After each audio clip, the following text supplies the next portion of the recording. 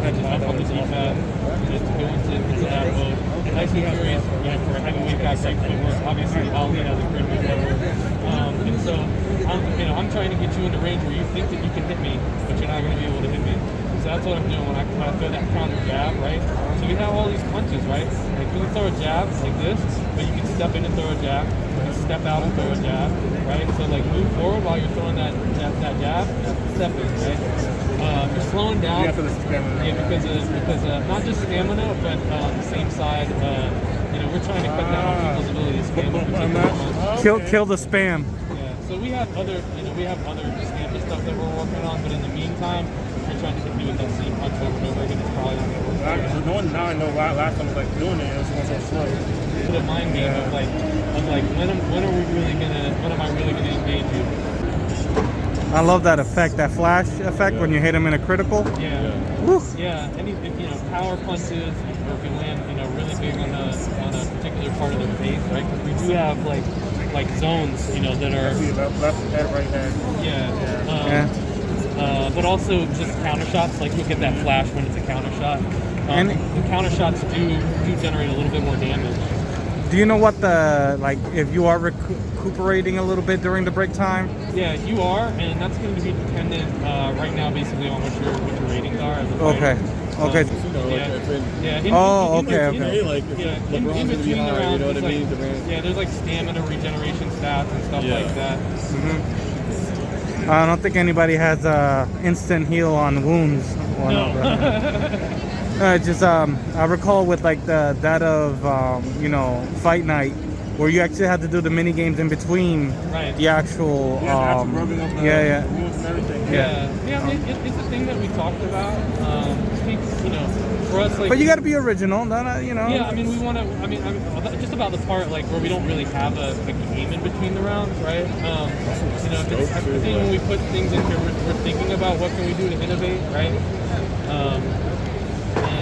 I don't think we came up with something that we thought made sense in between the rounds. So we're just communicating information.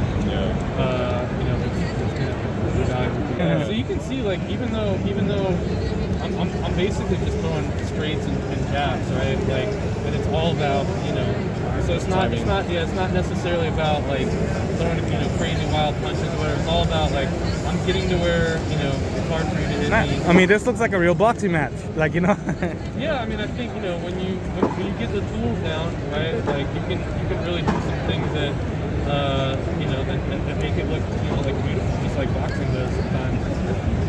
But trying to get to places where I can hit you and you can't hit me.